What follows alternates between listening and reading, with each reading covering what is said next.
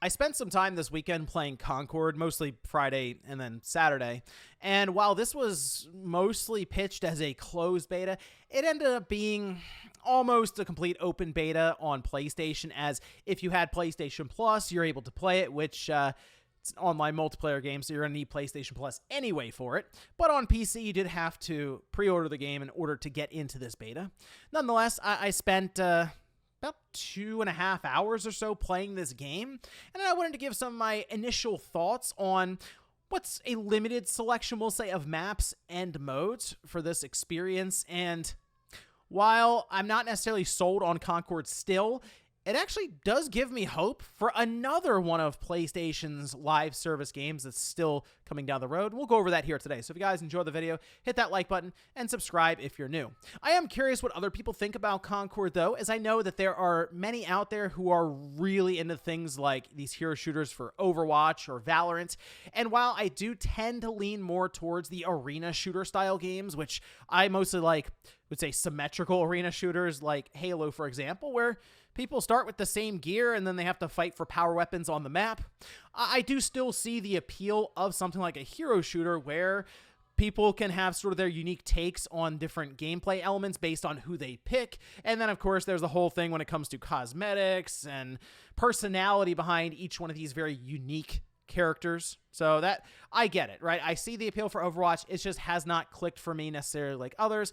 Although with Overwatch, I did spend, I think, like almost 100 hours playing that game. But as you know, for multiplayer, that's like a drop in the bucket for most people. Easily, people will spend 1,000+ hours if they really like a game in a year or something. Now, when it comes to Concord, it is launching in August, and it will be $40. It's not free to play, which to me immediately makes it kind of an uphill battle for this game. Still, though, what they've described is one that's, I'd say, fairly feature-packed from the start, with a bunch of maps, modes, and 16 characters that we actually had access to in this beta. As for maps, we had 4 different maps, and we had 3 different modes, with the one I think most people are going to have experience with here is going to be the social game list, which starts out as like trophy hunt and team deathmatch. Trophy hunt, from what I understand looking at it, is basically kill confirmed, that you might play with Call of Duty, for example, where if you kill someone, you then have to go and pick up their tags, or in this case for Concord, they drop like cards, so you just have to basically run to where the person died to confirm that kill, essentially, right?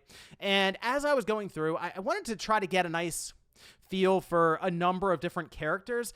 Some, though, I played for like one match and then I moved on from it. Like, that was it. I'm like, you know what? This doesn't necessarily click with my gameplay style or anything. But there were some that I thought were pretty good. Like, I definitely played quite a bit of, I think it's Haymar.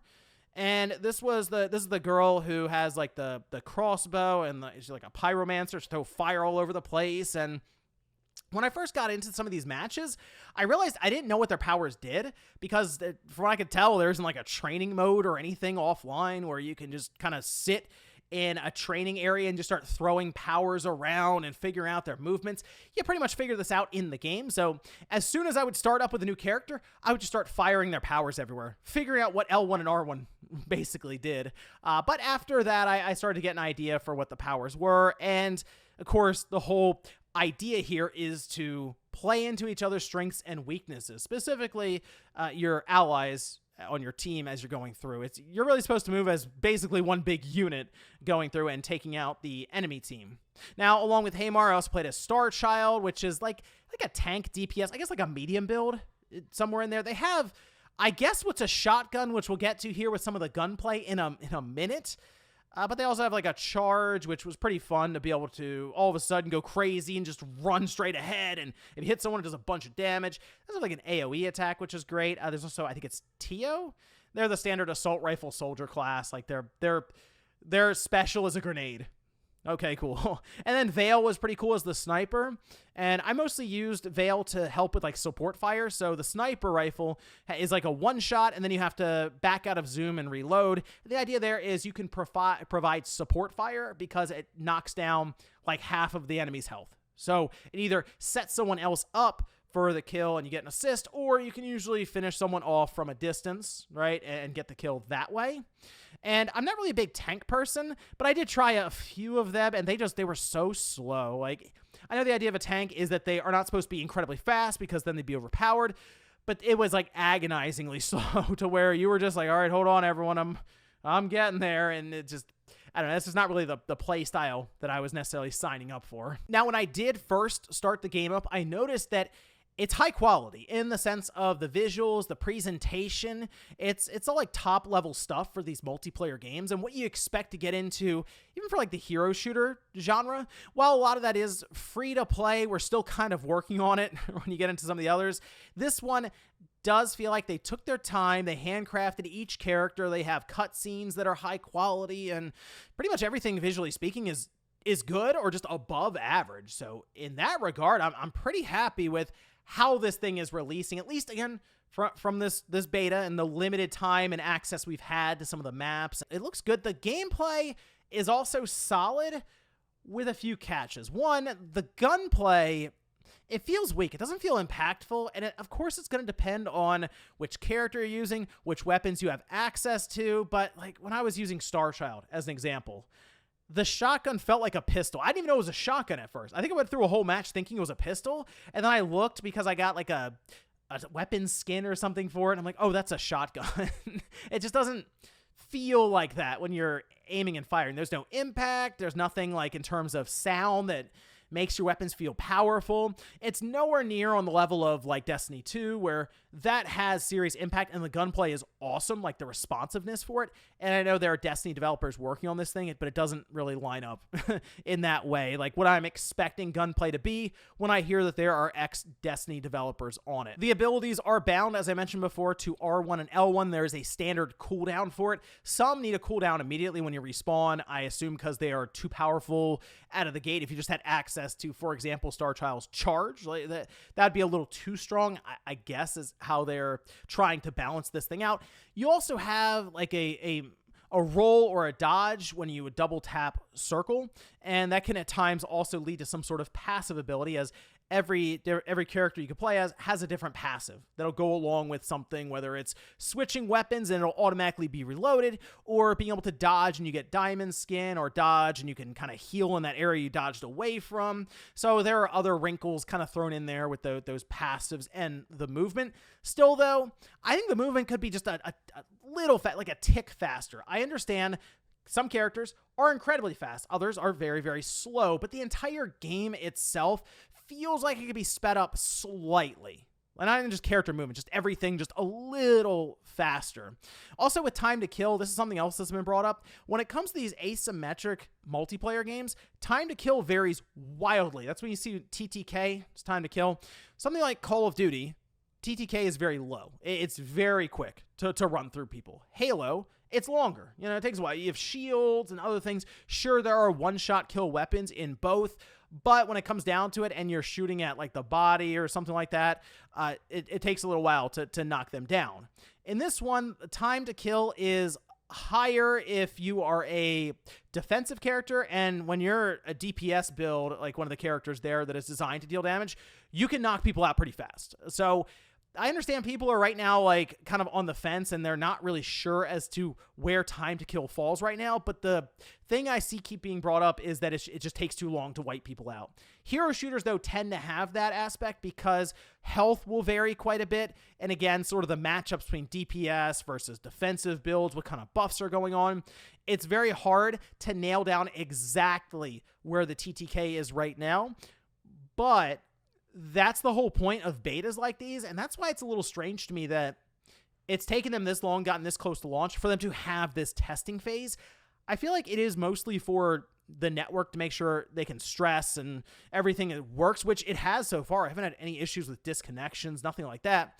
But balancing is incredibly important for these games, and a lot of it comes down to the community. So I feel like this game is going to launch, and then it's going to be months of them trying to fine-tune this thing, which is typically what you'd be doing before launch in like an early access period. And unfortunately for them, I feel like it's been mostly QA and internal testing to get to this phase, not necessarily one big think tank essentially, with the whole community basically going over talking about this, bug reports, balancing suggestions. I do think that their progression system right now is good, but it's also expected. So each character will level up individually. Then you also have your account that levels up. But I noticed that when you got to level 6, you were able to open up and be able to pretty much build a roster of characters that you would pick from. And then you also had like backup or reserve characters. But as you build up a team, you'll have different benefits based on who you pair up in that team. So that was actually, I think, a pretty cool little wrinkle to throw in there for just the idea of a hero shooter and having certain characters that you want to main that you would then build out into this team. That said, while you have leveling across the board with your account and each characters, and they all work into things like cosmetics, it just feels so similar, as I mentioned, expected, to just about every other hero shooter that's already done this. And I think that's the problem they're going to run into with Concord, is that people who are playing Overwatch 2 or Valorant, those games are free. So again, it's an uphill battle for this game right out of the gate. Some people they don't have a problem with that because they're thinking, if I pay $40 for this game, then I'll just get a bunch of content day one, which that is possible. We don't really know what this game looks like just yet day one. We know what it looks like in the beta right now. But it's still going to have microtransactions, it's still going to have a battle pass, still going to have cosmetics. So that's kind of where we are with it versus things like Overwatch 2. The only difference is Overwatch has had a long time to balance and figure out characters and also add content. That's something that this game does not have necessarily, that advantage of just spending a lot of time figuring out how each of these characters should interact with each other and how you balance the entire game. On top of that, if it's $40 on the PlayStation, it also means you need to have a PlayStation Plus account, which you don't need to play a lot of these other quote-unquote black hole games. So like a Fortnite or, sure, free-to-play Valorant or free-to-play Overwatch 2. You don't need PlayStation Plus for that. So to be able to keep monthly active users up and the concurrent player count, which is incredibly important for the health of a game like this in the long run, it will become more and more difficult as you go along. And if people decide to just step away from PlayStation Plus, technically they would also lose access to this game. And I do wonder if this is something that Sony has kicked around in the background. The idea of something like a Concord moving to being free to play, if they needed to, because of the general interest and population being down. And the only reason I really bring that up is because this weekend was not supposed to be open to PlayStation Plus members. Sony made that call seemingly at the last minute.